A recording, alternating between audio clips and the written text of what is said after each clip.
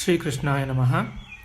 ಕೃಷ್ಣಂ ನಾರಾಯಣಂ ವಂದೇ ಕೃಷ್ಣಂ ವಂದೇ ವ್ರಜಪ್ರಿಯಂ ಕೃಷ್ಣಂ ದ್ವೈಪಾಯನಂ ವಂದೇ ಕೃಷ್ಣಂ ವಂದೇ ಪೃಥಾಸುತಂ ವಂದೇ ಶ್ರೀಕೃಷ್ಣದೇವಂ ಮುರನರಕಬಿದಂ ವೇದ ವೇದಾಂತವೇದ್ಯಂ ಲೋಕೆ ಭಕ್ತಿಪ್ರಸಿದ್ಧಂ ಯದುಕುಲಜಲದೌ ಪ್ರಾದುರಾಸೀದಪಾರೆ ಯಸ್ಯಾಸ್ತ್ರೀ ದ್ರೂಪಮೇವಂ ತ್ರಿಭುವನತರಣೆ ಭಕ್ತಿವಚ್ಚಸ್ವತಂತ್ರಂ ಶಾಸ್ತ್ರಂ ರೂಪಂಚ ಲೋಕೆ ಪ್ರಕಟಯತಿ ಮುದಾ ಯಸ್ಸನೋ ಭೂತಿಹೇತುಃ ವಸುದೇವಸುತಂ ದೇವಂ ಕಂಸಚಾಣೂರಮರ್ದನಂ ದೇವಕೀ ಪರಮಾನಂದಂ ಕೃಷ್ಣಂ ವಂದೇ ಜಗದ್ಗುರುಂ. ಪ್ರಿಯ ಬಾಂಧವರೇ, ನಮ್ಮ ಈ ಶ್ರೀ ಲಾಲಿಕೃಷ್ಣ ಚಾನಲ್ಗೆ ಸ್ವಾಗತ. ಇಂದಿನ ವಿಡಿಯೋದಲ್ಲಿ ನಾವು ಶ್ರೀಮದ್ ಭಾಗವತ ಮಹಾಪುರಾಣದ 7ನೇ ಸ್ಕಂದದ 2ನೇ ಅಧ್ಯಾಯವಾದ ಹಿರಣ್ಯಾಕ್ಷನ ವಧೆಯಿಂದ ದುಃಖಿತರಾದ ತಾಯಿಯನ್ನು ಮತ್ತು ಕುಟುಂಬದವರನ್ನು ಹಿರಣ್ಯಕಶಿಪುವು ಸಂತೈಸಿದುದು ಎಂಬ ವಿಚಾರ ಮಾಡೋಣ. ಶ್ರೀಕೃಷ್ಣಾಯ ನಮಃ. ನಾರದರು ಹೇಳಿದರು, ಯುಧಿಷ್ಠಿರನೇ, ಭಗವಂತನು ವರಾಹಾವತಾರವನ್ನು ತಾಳಿ ಹಿರಣ್ಯಾಕ್ಷನನ್ನು ವಧಿಸಿದನು. ತಮ್ಮನು ಈ ವಿಧವಾಗಿ ಕೊಲ್ಲಲ್ಪಟ್ಟಾಗ ಹಿರಣ್ಯಕಶಿಪುವು ಕ್ರೋಧದಿಂದ ಉರಿದೆದ್ದು ಶೋಕದಿಂದ ಸಂತಪ್ತನಾದನು. ಸಿಟ್ಟಿನಿಂದ ನಡುಗುತ್ತಾ ಪದೇ ಪದೇ ಅವಡುಗಳನ್ನು ಕಚ್ಚಿಕೊಳ್ಳತೊಡಗಿದನು. ಕೋಪದಿಂದ ಉರಿಯುತ್ತಿದ್ದ ಕಣ್ಣುಗಳ ಉರಿಯ ಹೊಗೆಯಿಂದ ಬೂದು ಬಣ್ಣವನ್ನು ಹೊಂದಿದ ಆಕಾಶದ ಕಡೆಗೆ ನೋಡುತ್ತಾ ಹೇಳತೊಡಗಿದನು. ಆಗ ವಿಕರಾಳವಾದ ಕೋರೆ ದಾಡೆಗಳಿಂದ ಬೆಂಕಿಯನ್ನು ಉಗುಳುತ್ತಿದ್ದ ಉಗ್ರವಾದ ದೃಷ್ಟಿಯಿಂದ ಹಾಗೂ ಗಂಟು ಕಟ್ಟಿದ ಹುಬ್ಬುಗಳಿಂದ ಭೀಕರವಾಗಿ ಕಾಣುತ್ತಿದ್ದ ಅವನ ಮುಖವನ್ನು ನೋಡಲಾಗುತ್ತಿರಲಿಲ್ಲ. ತುಂಬಿದ ಸಭೆಯಲ್ಲಿ ತ್ರಿಶೂಲವನ್ನೆತ್ತಿ ಅವನು ದ್ವಿಮೂರ್ಧ, ತ್ರಕ್ಷ, ಶಂಭರ, ಶತಬಾಹು, ಹಯಗ್ರೀವ, ನಮೂಚಿ, ಪಾಕ, ಇಲ್ವರ, ವಿಪ್ರಚಿತ್ತಿ, ಪುಲೋಮ ಮತ್ತು ಶಕುನ ಮುಂತಾದವರನ್ನು ಸಂಬೋಧಿಸುತ್ತಾ, ಎಲೈ ದೈತ್ಯ ದಾನವರೇ, ನೀವೆಲ್ಲರೂ ನನ್ನ ಈ ಮಾತನ್ನು ಕೇಳಿರಿ. ಅನಂತರ ನಾನು ಹೇಳಿದಂತೆಯೇ ಮಾಡಿರಿ. ಕ್ಷುದ್ರರಾದ ನನ್ನ ಶತ್ರುಗಳು ನನ್ನ ಪರಮಪ್ರಿಯನೂ ಹಿತೈಷಿಯೂ ಆದ ತಮ್ಮನನ್ನು ವಿಷ್ಣುವಿನಿಂದ ಕೊಲ್ಲಿಸಿರುವುದು ನಿಮಗೆಲ್ಲ ತಿಳಿದೇ ಇದೆ. ಆ ವಿಷ್ಣುವು ದೇವತೆಗಳಿಗೆ ದೈತ್ಯರಿಗೆ ಸಮಾನನಾಗಿದ್ದರೂ ದೇವತೆಗಳು ಮಹಾಪ್ರಯತ್ನ ಮಾಡಿ ಆತನನ್ನು ಒಲಿಸಿಕೊಂಡು ತಮ್ಮ ಪಕ್ಷದವನನ್ನಾಗಿಸಿಕೊಂಡರು. ಈ ವಿಷ್ಣುವು ಮೊದಲು ತುಂಬ ಶುದ್ಧನೂ ಪಕ್ಷಪಾತರಹಿತನೂ ಆಗಿದ್ದನು. ಆದರೆ ಈಗ ಮಾಯೆಯಿಂದ ವರಾಹವೇ ಮುಂತಾದ ರೂಪಗಳನ್ನು ಧರಿಸತೊಡಗಿರುವನು ಮತ್ತು ತನ್ನ ಸ್ವಭಾವದಿಂದ ಚ್ಯುತನಾಗಿರುವನು. ಮಕ್ಕಳಂತೆ ಅವನ ಸೇವೆ ಮಾಡಿದವರ ಕಡೆಗೆ ಹೋಗುತ್ತಾನೆ. ಅವನ ಚಿತ್ತವು ಸ್ಥಿರವಾಗಿಲ್ಲ. ಈಗ ನಾನು ನನ್ನ ಈ ಶೂಲದಿಂದ ಅವನ ಕತ್ತನ್ನು ಕತ್ತರಿಸಿ ಹಾಕುವೆನು. ಅವನ ರಕ್ತದ ಧಾರೆಯಿಂದ ರುಧಿರ ಪ್ರೇಮಿಯಾದ ನನ್ನ ತಮ್ಮನಿಗೆ ತರ್ಪಣವನ್ನು ಕೊಡುವೆನು. ಆಗಲೇ ನನ್ನ ಹೃದಯದ ವ್ಯಥೆಯು ಶಾಂತವಾದೀತು. ಮಾಯಾವಿ ಶತ್ರುವು ನಾಶವಾದಾಗ, ಬೇರು ಕಡಿದಾಗ ಮರದ ಟೊಂಗೆಗಳು ಒಣಗಿ ಹೋಗುವಂತೆ ಎಲ್ಲ ದೇವತೆಗಳು ತಾವಾಗಿಯೇ ಒಣಗಿ ಹೋಗುವರು. ಏಕೆಂದರೆ ಅವರ ಜೀವನವು ವಿಷ್ಣುವೇ ಆಗಿರುವನು. ಅದಕ್ಕಾಗಿ ನೀವೆಲ್ಲ ಈಗಲೇ ಭೂಮಿಗೆ ಹೋಗಿರಿ. ಅಲ್ಲಿ ಬ್ರಾಹ್ಮಣರ ಮತ್ತು ಕ್ಷತ್ರಿಯರ ಸಂಖ್ಯೆಯು ತುಂಬ ಬೆಳೆದಿದೆ. ಅಲ್ಲಿ ತಪಸ್ಸು, ಯಜ್ಞ, ಸ್ವಾಧ್ಯಾಯ, ವ್ರತ, ದಾನಾದಿ ಶುಭ ಕರ್ಮಗಳನ್ನು ಮಾಡುತ್ತಿರುವ ಜನರೆಲ್ಲರನ್ನೂ ಕೊಂದು ಹಾಕಿಬಿಡಿರಿ. ದ್ವಿಜರ ಧರ್ಮ ಕರ್ಮಗಳೇ ವಿಷ್ಣುವಿನ ಮೂಲವಾಗಿದೆ. ಏಕೆಂದರೆ ಯಜ್ಞ ಮತ್ತು ಧರ್ಮವೇ ಅವನ ಸ್ವರೂಪವಾಗಿದೆ.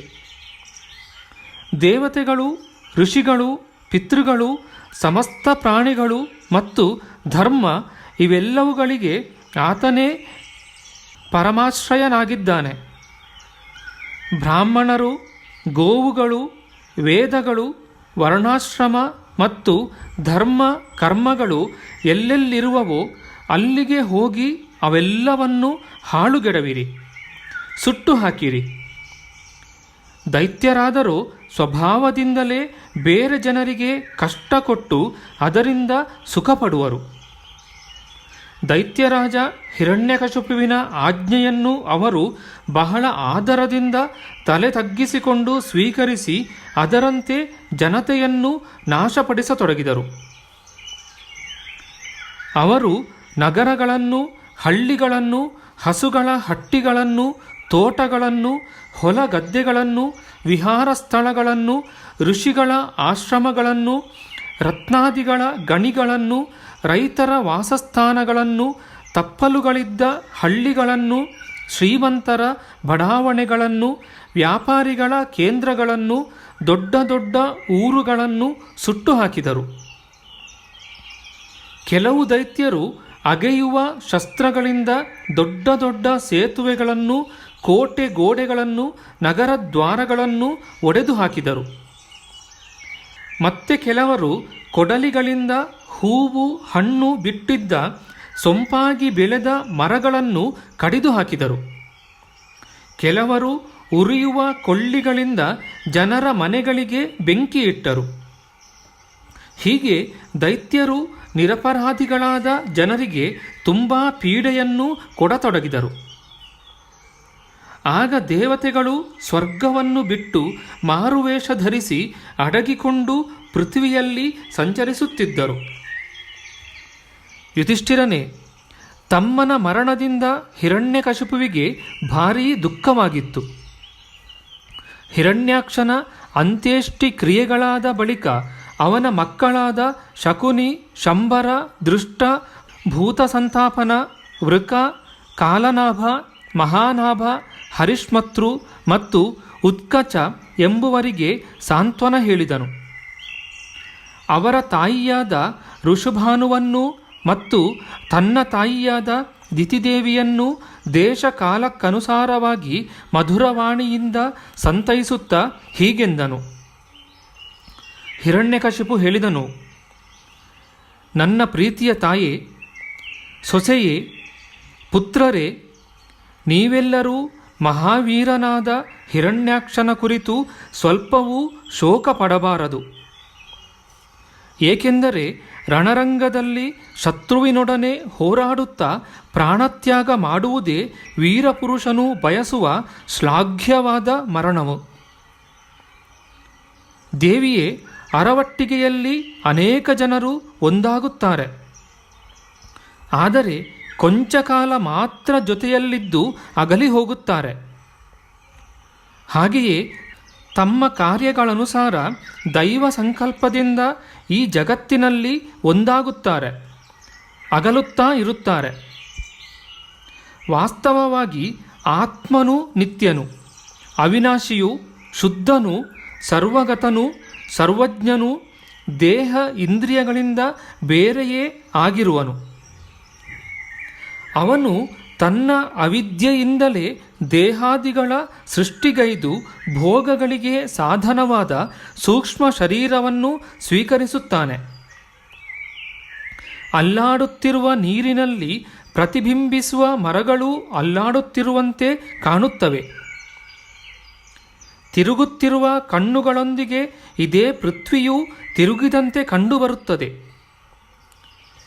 ಕಲ್ಯಾಣಿಯೇ, ಹಾಗೆಯೇ ವಿಷಯಗಳ ಕಾರಣದಿಂದ ಮನಸ್ಸು ಅಲೆಯತೊಡಗುತ್ತದೆ ಮತ್ತು ನಿಜವಾಗಿ ನಿರ್ವಿಕಾರನಾಗಿದ್ದರೂ ಮನಸ್ಸಿನಂತೆ ಆತ್ಮನೂ ಅಲೆಯುತ್ತಿರುವಂತೆ ತಿಳಿಯುತ್ತದೆ. ಅವನಿಗೆ ಸ್ಥೂಲ ಹಾಗೂ ಸೂಕ್ಷ್ಮ ಶರೀರಗಳೊಂದಿಗೆ ಯಾವುದೇ ಸಂಬಂಧವಿಲ್ಲದಿದ್ದರೂ ಅವನು ಸಂಬಂಧಪಟ್ಟವನಂತೆ ತಿಳಿದುಬರುತ್ತಾನೆ. ಎಲ್ಲ ವಿಧದಿಂದ ಶರೀರರಹಿತ ಆತ್ಮನನ್ನು ಶರೀರವೆಂದು ತಿಳಿಯುವುದೇ ಅಜ್ಞಾನವಾಗಿದೆ. ಇದರಿಂದಲೇ ಪ್ರಿಯ ಅಥವಾ ಅಪ್ರಿಯ ವಸ್ತುಗಳು ಒಂದಾಗುವುದು ಮತ್ತು ಅಗಲುವುದು ಉಂಟಾಗುತ್ತದೆ. ಇದರಿಂದಲೇ ಕರ್ಮಗಳೊಂದಿಗೆ ಸಂಬಂಧ ಉಂಟಾದ ಕಾರಣ ಸಂಸಾರದಲ್ಲಿ ಅಲೆದಾಡಬೇಕಾಗುತ್ತದೆ. ಜನ್ಮ, ಮೃತ್ಯು, ಅನೇಕ ಪ್ರಕಾರದ ಶೋಕಗಳು, ಅವಿವೇಕ, ಚಿಂತೆ, ವಿವೇಕದ ವಿಸ್ಮೃತಿ ಇವೆಲ್ಲವುಗಳ ಕಾರಣ ಅಜ್ಞಾನವೇ ಆಗಿದೆ. ಈ ವಿಷಯದಲ್ಲಿ ಮಹಾತ್ಮರು ಒಂದು ಪ್ರಾಚೀನವಾದ ಇತಿಹಾಸವನ್ನು ಹೇಳುತ್ತಿರುತ್ತಾರೆ. ಆ ಇತಿಹಾಸವು ಸತ್ತಿರುವ ಮನುಷ್ಯನ ಸಂಬಂಧಿಗಳೊಂದಿಗೆ ಯಮರಾಜನ ಮಾತುಕತೆಯಾಗಿದೆ. ನೀವೆಲ್ಲರೂ ಗಮನಗೊಟ್ಟು ಕೇಳಿರಿ. ಉಶೀನರ ದೇಶದಲ್ಲಿ ಒಬ್ಬ ಕೀರ್ತಿಶಾಲಿಯಾಗಿದ್ದ ರಾಜನಿದ್ದನು. ಅವನ ಹೆಸರು ಸುಯಜ್ಞ. ಕಾಳಗದಲ್ಲಿ ಅವನನ್ನು ಶತ್ರುಗಳು ಕೊಂದು ಹಾಕಿದರು. ಆಗ ಅವನ ಬಂಧು ಬಾಂಧವರು ಅವನನ್ನು ಸುತ್ತುವರೆದು ಕುಳಿತು ಗೋಳಾಡುತ್ತಿದ್ದರು. ರಾಜನ ರತ್ನಖಚಿತವಾದ ಕವಚವು ಹರಿದು ಚಿಂದಿಯಾಗಿತ್ತು. ಭೂಷಣಗಳು ಮಾಲೆಗಳು ಚೆಲ್ಲಾಪಿಲ್ಲಿಯಾಗಿದ್ದವು. ಬಾಣಗಳಿಂದ ಅವನ ಎದೆಯು ಸೀಳಿ ಹೋಗಿತ್ತು. ರಕ್ತದಿಂದ ಶರೀರವು ತೊಯ್ದು ಹೋಗಿತ್ತು. ಕೂದಲು ಕೆದರಿತ್ತು. ಕಣ್ಣುಗಳು ಕುಸಿದು ಹೋಗಿದ್ದವು. ಕೋಪದಿಂದ ಹಲ್ಲುಗಳು ತುಟಿಗಳನ್ನು ಕಚ್ಚಿಕೊಂಡಿದ್ದವು. ಕಮಲದಂತಿದ್ದ ಮುಖವು ಧೂಳಿನಿಂದ ಮುಚ್ಚಿಹೋಗಿತ್ತು. ಯುದ್ಧದಲ್ಲಿ ಅವನ ಶಸ್ತ್ರಗಳು ಬಾಹುಗಳು ತುಂಡಾಗಿದ್ದವು. ವಿಧಿವಶದಿಂದ ತಮ್ಮ ಪತಿಗೆ ಒದಗಿದ ಈ ಅವಸ್ಥೆಯನ್ನು ಕಂಡು ಉಶೀನರ ನರೇಶನ ರಾಣಿಯರಿಗೆ ಭಾರೀ ದುಃಖವಾಯಿತು. ಅವರು, ಹೇ ನಾಥ, ನಿರ್ಭಾಗ್ಯರಾದ ನಾವು ಸತ್ತೆವು, ಕೆಟ್ಟೆವು ಎಂದು ಮತ್ತೆ ಮತ್ತೆ ಗೋಳಾಡುತ್ತಾ ಎದೆಯನ್ನು ಬಡಿದುಕೊಂಡು ತಮ್ಮ ಪತಿಯ ಪಾದಗಳ ಬಳಿ ಕುಸಿದು ಬಿದ್ದರು. ಹಾಗೆ ಗಟ್ಟಿಯಾಗಿ ಅಳುತ್ತಿರುವಾಗ ಸ್ತನಗಳಿಗೆ ಲೇಪಿಸಿಕೊಂಡ ಕುಂಕುಮ ಕೇಸರಿಯೊಂದಿಗೆ ಬೆರೆತ ಅವರ ಕಣ್ಣೀರ ಧಾರೆಗಳು ಕೆಂಪಾಗಿ ಪ್ರಿಯಕರನ ಪಾದ ಪದ್ಮಗಳನ್ನು ನೆನೆಸಿದವು. ಅವರ ತಲೆಗೂದಲು ಆಭರಣಗಳೆಲ್ಲ ಅಸ್ತವ್ಯಸ್ತವಾಗಿದ್ದವು. ಅವರ ಆ ಕರುಣಾಜನಕವಾದ ವಿಲಾಪವನ್ನು ಕೇಳಿದವರೆಲ್ಲ ದುಃಖಪರವಶರಾಗುತ್ತಿದ್ದರು. ಅಯ್ಯೋ, ವಿಧಿಯು ಎಂತಹ ನಿಷ್ಕರುಣಿಯು! ಆತನೇ ಈಗ ನಿನ್ನನ್ನು ನಮ್ಮ ಕಣ್ಣುಗಳಿಂದ ಮರೆಮಾಚಿದ್ದಾನೆ. ಪ್ರಿಯನೇ, ಪ್ರಭೋ, ಹಿಂದೆ ನೀನು ಉಶೀನರ ದೇಶವಾಸಿಗಳೆಲ್ಲರಿಗೂ ಜೀವನದಾತನಾಗಿದ್ದೆ. ಆದರೆ ಈಗ ನಿನ್ನ ಜೀವನವನ್ನೇ ಕಳೆದುಕೊಂಡು ನಮ್ಮ ದುಃಖವನ್ನೇ ಹೆಚ್ಚಿಸುತ್ತಿರುವೆ. ಪತಿದೇವ, ನೀನು ನಮ್ಮನ್ನು ತುಂಬ ಪ್ರೀತಿಸುತ್ತಿದ್ದೆ. ನಮ್ಮ ಅತ್ಯಲ್ಪವಾದ ಸೇವೆಯನ್ನೇ ಬಹುದೊಡ್ಡದೆಂದು ತಿಳಿಯುತ್ತಿದ್ದೆ. ಅಯ್ಯೋ, ಈಗ ನೀನಿಲ್ಲದೆ ನಾವು ಬದುಕುವುದೆಂತು? ನಾವು ನಿನ್ನ ಪಾದಗಳ ಸೇವಕಿಯರಲ್ಲವೇ? ವೀರವರನೇ, ನೀನು ಹೋದಲ್ಲಿಗೆ ಬರಲು ನಮಗೂ ಅಪ್ಪಣೆಯನ್ನು ಕೊಡು. ಅವರೆಲ್ಲರೂ ತಮ್ಮ ಪತಿಯ ಶವವನ್ನು ಅಪ್ಪಿಕೊಂಡು ಹೀಗೆ ವಿಲಾಪಿಸುತ್ತಿದ್ದರು. ಆ ಶವವನ್ನು ದಹನ ಸಂಸ್ಕಾರಕ್ಕಾಗಿ ಅಲ್ಲಿಂದ ಎತ್ತಿಕೊಂಡು ಹೋಗಲು ಅವರು ಇಷ್ಟಪಡುತ್ತಿರಲಿಲ್ಲ. ಅಷ್ಟರಲ್ಲಿ ಸೂರ್ಯಾಸ್ತವಾಯಿತು. ಆಗ ಉಶೀನರ ರಾಜನ ಸಂಬಂಧಿಗಳು ಮಾಡಿದ ವಿಲಾಪವನ್ನು ಕೇಳಿದ ಯಮರಾಜನು ಸ್ವಯಂ ಬಾಲಕನ ವೇಷದಿಂದ ಅಲ್ಲಿಗೆ ಬಂದು ಆ ಜನರನ್ನು ಕುರಿತು ಹೀಗೆಂದನು. ಯಮರಾಜನು ಹೇಳಿದನು, ಆಹಾ, ಇದೇನಿದು? ವಯಸ್ಸಿನಲ್ಲಿ ಇಷ್ಟು ದೊಡ್ಡವರಾಗಿ ಲೋಕದಲ್ಲಿ ಜನರ ಬದುಕು ಸಾವುಗಳನ್ನು ದಿನನಿತ್ಯವೂ ನೋಡುತ್ತಿದ್ದರೂ ಇವರು ಹೀಗೆ ಮೋಹಕ್ಕೆ ಒಳಗಾಗಿದ್ದಾರಲ್ಲ. ಅರೆ, ಈ ಮನುಷ್ಯನು ಎಲ್ಲಿಂದ ಬಂದಿದ್ದನೋ ಅಲ್ಲಿಗೆ ಹೊರಟು ಹೋದನು. ಈ ಜನರೂ ಕೂಡ ಒಂದಲ್ಲ ಒಂದು ದಿನ ಅಲ್ಲಿಗೆ ಹೋಗಲೇಬೇಕು. ಆದರೂ ಹೀಗೇಕೆ ವ್ಯರ್ಥವಾಗಿ ಇಷ್ಟು ಶೋಕ ಪಡುತ್ತಿದ್ದಾರೆ? ನಿಮಗಿಂತಲೂ ನಾನೇ ಎಷ್ಟೋ ಪಾಲು ಶ್ರೇಷ್ಠನು. ಏಕೆಂದರೆ ತಂದೆ ತಾಯಿಗಳು ತೊರೆದು ಬಿಟ್ಟಿದ್ದರೂ, ದೇಹದಿಂದ ದುರ್ಬಲನಾಗಿದ್ದರೂ ನಾನು ಎಳ್ಳಷ್ಟೂ ಚಿಂತೆ ಪಡುತ್ತಿಲ್ಲ. ತೋಳವೇ ಮುಂತಾದ ಕ್ರೂರ ಮೃಗಗಳು ನನ್ನನ್ನು ಏನೂ ಮಾಡಲಾರವು. ತಾಯಿಯ ಗರ್ಭದಲ್ಲಿದ್ದಾಗ ಯಾರು ರಕ್ಷಿಸಿದ್ದನೋ ಅವನೇ ಈ ಜೀವನದಲ್ಲಿಯೂ ನನ್ನನ್ನು ರಕ್ಷಿಸುತ್ತಾ ಇರುತ್ತಾನೆ. ದೇವಿಯರೇ, ತನ್ನ ಇಚ್ಛಾ ಮಾತ್ರದಿಂದ ಈ ಜಗತ್ತನ್ನು ರಕ್ಷಿಸಿ ಲಯಗೊಳಿಸುವ ಪರಮೇಶ್ವರನಿಗೆ ಈ ಜಗತ್ತು ಒಂದು ಆಟದ ಬೊಂಬೆಯಂತೆ ಇದೆ. ಈ ಚರಾಚರ ಜಗತ್ತನ್ನು ನಿಗ್ರಹಿಸಲಿಕ್ಕೂ ಅನುಗ್ರಹಿಸಲಿಕ್ಕೂ ಅವನೊಬ್ಬನೇ ಸಮರ್ಥನು. ಅದೃಷ್ಟವು ಅನುಕೂಲವಾಗಿದ್ದರೆ ರಸ್ತೆಯಲ್ಲಿ ಕಳೆದು ಹೋದ ವಸ್ತುವು ಹಾಗೆಯೇ ಬಿದ್ದಿರುತ್ತದೆ. ಆದರೆ ಅದೇ ಅದೃಷ್ಟವು ಪ್ರತಿಕೂಲವಾದರೆ ಮನೆಯೊಳಗೆ ಪೆಟ್ಟಿಗೆಯೊಳಗೆ ಜೋಪಾನವಾಗಿ ಇಟ್ಟಿರುವ ವಸ್ತುವು ಕಳೆದು ಹೋಗುವುದು. ಜೀವಿಯು ಯಾರ ಆಸರೆ ಇಲ್ಲದೆಯೇ ದೈವದ ದಯಾದೃಷ್ಟಿಯಿಂದ ಕಾಡಿನಲ್ಲಿಯೂ ಅನೇಕ ದಿನಗಳವರೆಗೆ ಬದುಕಿರಬಲ್ಲನು. ಆದರೆ ದೈವವು ವಿಪರೀತವಾದಾಗ ಮನೆಯಲ್ಲಿ ಸುರಕ್ಷಿತನಾಗಿದ್ದರೂ ಸತ್ತು ಹೋಗುತ್ತಾನೆ. ರಾಣಿಯರೇ, ಎಲ್ಲ ಪ್ರಾಣಿಗಳ ಮೃತ್ಯುವು ತಮ್ಮ ಪೂರ್ವಜನ್ಮಗಳ ಕರ್ಮ ವಾಸನೆಗಳಿಗನುಸಾರವಾಗಿ ಸಮಯಕ್ಕೆ ಸರಿಯಾಗಿ ಆಗುತ್ತದೆ ಮತ್ತು ಅದಕ್ಕನುಸಾರವೇ ಅವನ ಜನ್ಮವೂ ಉಂಟಾಗುತ್ತದೆ. ಆದರೆ ಆತ್ಮನು ಶರೀರದಿಂದ ಅತ್ಯಂತ ಭಿನ್ನನಾಗಿದ್ದಾನೆ. ಅದಕ್ಕಾಗಿ ಅವನು ಶರೀರದಲ್ಲಿದ್ದರೂ ಅವರ ಜನ್ಮ ಮೃತ್ಯು ಮುಂತಾದ ಧರ್ಮಗಳು ಆತನನ್ನು ಮುಟ್ಟಲಾರವು. ಮನುಷ್ಯನು ತನ್ನ ಮನೆಯನ್ನು ತನ್ನಿಂದ ಬೇರೆ ವಸ್ತುವೆಂದೂ ಒಂದು ಮಣ್ಣಿನ ಪದಾರ್ಥವೆಂದೂ ತಿಳಿಯುವಂತೆಯೇ ಈ ಶರೀರವು ಬೇರೆಯಾಗಿದ್ದು ಮಣ್ಣಿನದೇ ಆಗಿದೆ. ಮೋಹವಶದಿಂದ ಅವನು ಇದನ್ನು ತನ್ನದೆಂದು ತಿಳಿದಿರುತ್ತಾನೆ. ಗುಳ್ಳೆಗಳೇ ಮುಂತಾದವುಗಳು ನೀರಿನ ವಿಕಾರವು, ಮಡಕೆಯೇ ಮುಂತಾದವು ಮಣ್ಣಿನ ವಿಕಾರವು, ಒಡವೆ ಮುಂತಾದವುಗಳು ಚಿನ್ನದ ವಿಕಾರವು. ಇವು ಆಗಾಗ ಉಂಟಾಗುತ್ತದೆ, ರೂಪಾಂತರವಾಗುತ್ತದೆ ಹಾಗೂ ನಾಶವಾಗುತ್ತವೆ. ಹಾಗೆಯೇ ಈ ಮೂರರ ವಿಕಾರದಿಂದಲೇ ಉಂಟಾದ ಈ ಶರೀರವೂ ಕೂಡ ಆಗಾಗ ಉಂಟಾಗುತ್ತಾ ಕೆಡುತ್ತಾ ಇರುತ್ತದೆ. ಕಟ್ಟಿಗೆಯಲ್ಲಿ ಅಡಗಿರುವ ವ್ಯಾಪಕ ಅಗ್ನಿಯು ಸ್ಪಷ್ಟವಾಗಿ ಅದರಿಂದ ಬೇರೆಯೇ ಆಗಿದೆ. ಶರೀರದಲ್ಲಿದ್ದರೂ ವಾಯುವಿಗೆ ಅದರೊಂದಿಗೆ ಯಾವ ಸಂಬಂಧವೂ ಇಲ್ಲ.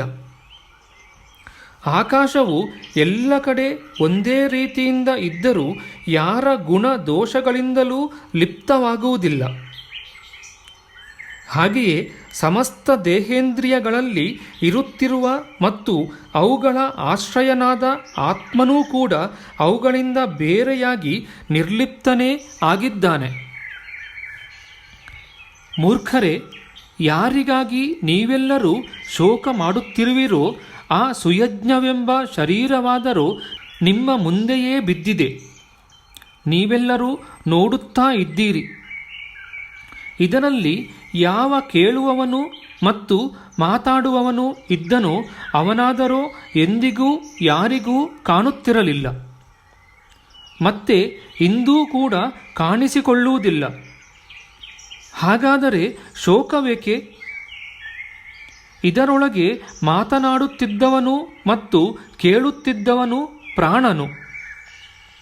ಅವನು ಇದನ್ನು ಬಿಟ್ಟು ಹೋದನು ಎಂದು ಹೇಳುವಿರೋ? ಅದು ಸರಿಯಲ್ಲ. ಏಕೆಂದರೆ ಗಾಢ ನಿದ್ರೆಯ ಸಮಯದಲ್ಲಿ ಪ್ರಾಣನು ಇದ್ದರೂ ಆತನು ಮಾತನಾಡುವುದಿಲ್ಲ, ಕೇಳುವುದೂ ಇಲ್ಲ. ಶರೀರದಲ್ಲಿ ಎಲ್ಲ ಇಂದ್ರಿಯಗಳ ಚೇಷ್ಟೆಗಳಿಗೂ ಕಾರಣವಾಗಿರುವ ಯಾವ ಮಹಾಪ್ರಾಣವುಂಟೋ ಅದು ಮುಖ್ಯವಾಗಿದ್ದರೂ ಕೇಳುವುದು ಮತ್ತು ಮಾತನಾಡುವುದು ಆ ಪ್ರಾಣವಲ್ಲ. ಏಕೆಂದರೆ ಅದು ಜಡವಾಗಿದೆ. ದೇಹ ಮತ್ತು ಇಂದ್ರಿಯಗಳ ಮೂಲಕ ಎಲ್ಲ ಪದಾರ್ಥಗಳನ್ನು ದರ್ಶಿಸುತ್ತಿರುವ, ಎಲ್ಲದಕ್ಕೂ ಸಾಕ್ಷಿಯಾಗಿರುವ ಯಾವ ಆತ್ಮ ಉಂಟೋ ಅದು ಶರೀರ ಮತ್ತು ಪ್ರಾಣ ಇವೆರಡಕ್ಕಿಂತಲೂ ಬೇರೆಯಾದುದು. ಈ ಆತ್ಮನು ವ್ಯಾಪಕನಾಗಿದ್ದಾನೆ, ಆದರೆ ಪರಿಚ್ಛಿನ್ನನಲ್ಲ. ಆದರೂ ಪಂಚಭೂತ, ಇಂದ್ರಿಯ ಮತ್ತು ಮನಸ್ಸುಗಳಿಂದ ಕೂಡಿದ ದೇವ, ಮನುಷ್ಯ, ಪಶು, ಪಕ್ಷಿ ಇತ್ಯಾದಿ ಉಚ್ಚ ನೀಚ ಶರೀರಗಳನ್ನು ಧರಿಸುತ್ತಾನೆ ಮತ್ತು ತನ್ನ ವಿವೇಕದಿಂದ ಮುಕ್ತನೂ ಆಗುವನು. ವಾಸ್ತವವಾಗಿ ಅವನು ಇವೆಲ್ಲವುಗಳಿಂದ ಬೇರೆಯೇ ಆಗಿದ್ದಾನೆ. ಅವನು ಪಂಚಪ್ರಾಣ, ಪಂಚಕರ್ಮೇಂದ್ರಿಯ, ಪಂಚಜ್ಞಾನೇಂದ್ರಿಯ, ಬುದ್ಧಿ ಮತ್ತು ಮನಸ್ಸು ಈ 17 ತತ್ವಗಳಿಂದ ಉಂಟಾದ ಲಿಂಗ ಶರೀರದೊಂದಿಗೆ ಕೂಡಿಕೊಂಡಿರುವ ತನಕ ಕರ್ಮಗಳಿಂದ ಬಂಧಿತವಾಗಿರುತ್ತಾನೆ. ಈ ಬಂಧನದಿಂದಲೇ ಮಾಯೆಯಿಂದ ಉಂಟಾಗುವ ಮೋಹ ಮತ್ತು ಕ್ಲೇಶಗಳು ಯಾವಾಗಲೂ ಅವನ ಬೆನ್ನು ಹತ್ತಿರುತ್ತವೆ. ಪ್ರಕೃತಿಯ ಗುಣಗಳು ಮತ್ತು ಅವುಗಳಿಂದ ಉಂಟಾದ ವಸ್ತುಗಳನ್ನು ಪರಮಾರ್ಥವೆಂದು ತಿಳಿಯುವುದು ಅಥವಾ ಹೇಳುವುದು ವ್ಯರ್ಥವಾದ ದುರಾಗ್ರಹವಾಗಿದೆ. ಮನೋರಥ, ಸಮಯದ ಕಲ್ಪನೆ ಮತ್ತು ಸ್ವಪ್ನದಲ್ಲಿ ಕಂಡುಬರುವ ವಸ್ತುಗಳಂತೆ ಇಂದ್ರಿಯಗಳಿಂದ ಗ್ರಹಿಸಲಾಗುವುದೆಲ್ಲವೂ ಮಿಥ್ಯೆಯೇ ಆಗಿದೆ. ಅದಕ್ಕಾಗಿ ಶರೀರ ಮತ್ತು ಆತ್ಮನ ತತ್ವವನ್ನರಿತ ಮನುಷ್ಯನು ಅನಿತ್ಯ ಶರೀರಕ್ಕಾಗಲಿ ಆತ್ಮನಿಗಾಗಲಿ ಶೋಕಿಸುವುದಿಲ್ಲ. ಆದರೆ ಜ್ಞಾನವು ದೃಢವಾಗದಿರುವ ಕಾರಣ ಶೋಕಿಸುತ್ತಿರುವವರ ಸ್ವಭಾವವನ್ನು ಬದಲಿಸುವುದು ಅತಿ ಕಷ್ಟ. ಒಂದು ಅರಣ್ಯದಲ್ಲಿ ಓರ್ವ ಬೇಟೆಗಾರನಿದ್ದನು. ಅವನು ಅರಣ್ಯದ ಹಕ್ಕಿಗಳ ಪಾಲಿಗೆ ವಿಧಿಯು ಸೃಷ್ಟಿಸಿ ಕಳಿಸಿದ ಯಮನೇ ಆಗಿದ್ದನು. ಅಲ್ಲಲ್ಲಿ ಬಲೆಯನ್ನು ಬೀಸಿ ಹಕ್ಕಿಗಳಿಗೆ ಆಹಾರದ ಆಸೆ ತೋರಿಸಿ ಬಲೆಯಲ್ಲಿ ಸಿಕ್ಕಿಸಿಕೊಳ್ಳುತ್ತಿದ್ದನು. ಒಂದು ದಿನ ಅವನು ಒಂದು ಕುಲಿಂಗ ಪಕ್ಷಿಯ ಜೋಡಿಯು ಕಾಳು ತಿನ್ನುತ್ತಿರುವುದನ್ನು ನೋಡಿದನು. ಅವುಗಳಲ್ಲಿ ಅವನು ಹೆಣ್ಣು ಹಕ್ಕಿಯನ್ನು ಶೀಘ್ರವಾಗಿ ಬಲೆಯಲ್ಲಿ ಹಿಡಿದು ಬಿಟ್ಟನು. ಅದು ಕಾಲವಶದಿಂದ ಬಲೆಯಲ್ಲಿ ಸಿಕ್ಕಿ ಹಾಕಿಕೊಂಡು ಒದ್ದಾಡತೊಡಗಿತು. ತನ್ನ ಮಡದಿಯ ಆ ವಿಪತ್ತನ್ನು ಕಂಡು ಗಂಡು ಹಕ್ಕಿಗೆ ಅಪಾರವಾದ ಶೋಕ ಉಂಟಾಯಿತು.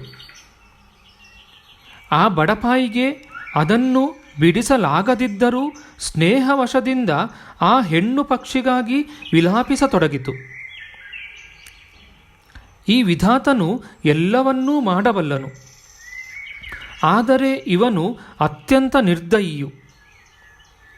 ತನ್ನ ಸಹಚರಿಯು ಮೊದಲನೆಯದಾಗಿ ಹೆಂಗಸು, ಎರಡನೆಯದಾಗಿ ಭಾಗ್ಯಹೀನನಾದ ನನ್ನ ಕುರಿತು ಶೋಕಿಸುತ್ತಾ ತುಂಬ ದೀನತೆಯಿಂದ ಒದ್ದಾಡುತ್ತಿರುವಳು.